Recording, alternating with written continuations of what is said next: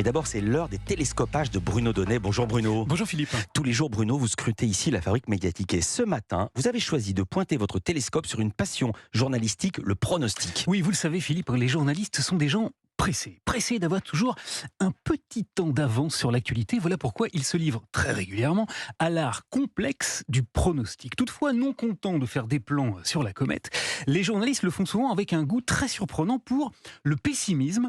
Je vous raconte. Samedi, une information à caractère économique est tombée. Elle concernait la note que l'agence Standard & Poor's venait tout juste d'attribuer à la France. L'information était très attendue et voici comment, sur France 3, Sophie Le Saint l'a présentée. Le soulagement pour le gouvernement, la France conserve son double A. Elle a commencé par évoquer le soulagement. L'agence de notation américaine Standard & Poor's, qui évalue l'économie du pays, a souligné les efforts de Paris. Alors, pour quelle raison la présentatrice du 19-20 a-t-elle parlé de soulagement ? Eh bien, tout simplement parce que dans les 48 heures qui ont précédé cette information, les journalistes se sont adonnés à leur passion favorite, le pronostic.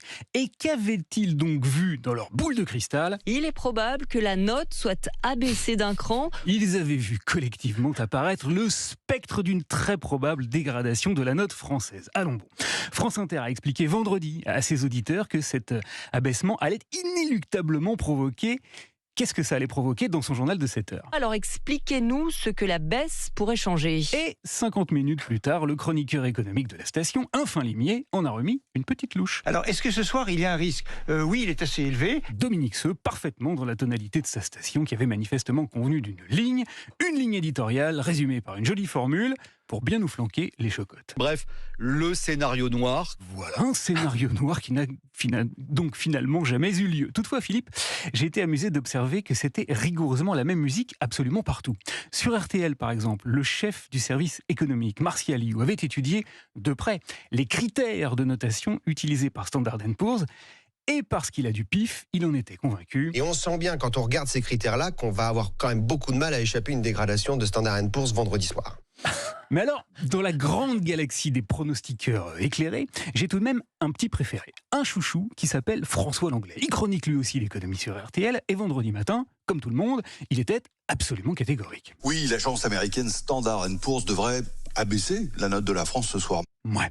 D'ailleurs, il avait même une explication parfaitement économique à fournir pour expliquer cet inévitable affaissement de notre note. Bon, à cause de l'envolée de la dette, de la persistance d'un lourd déficit généré par une dépense publique débordante. C'est la faute à la dépense publique qui déborde. Mais... parce qu'il y a un mais, Philippe, sinon c'est toujours moins drôle, non content de causer dans le poste à la radio, François Langlais intervient également à la télévision, sur TF1, le dimanche soir. Hier, il devait donc nous dire un petit mot de cette satanée note qui, Anne-Claire Coudray le lui a rappelé, n'a pas bougé d'un iota, contrairement à ce qu'il avait pronostiqué. Vendredi, l'agence de notation Standard & Poor's a maintenu notre double A. Aïe aïe aïe. Et alors là, mes amis, admirez le coup de génie, François Langlais a réussi à faire le même papier que si, comme s'il l'avait prédit, notre note avait bel et bien été dégradée. Et comment ? Eh bien, grâce à sa botte secrète, les dépenses publiques qui débordent. C'est vrai, regardez cette courbe.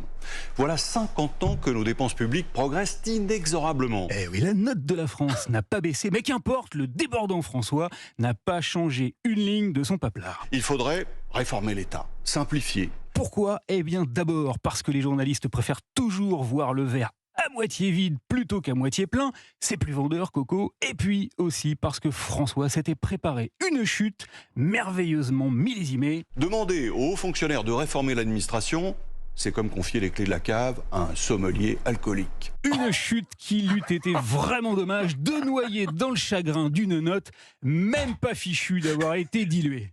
Merci beaucoup Bruno Donnet. Félicitations aux pronostiqueurs.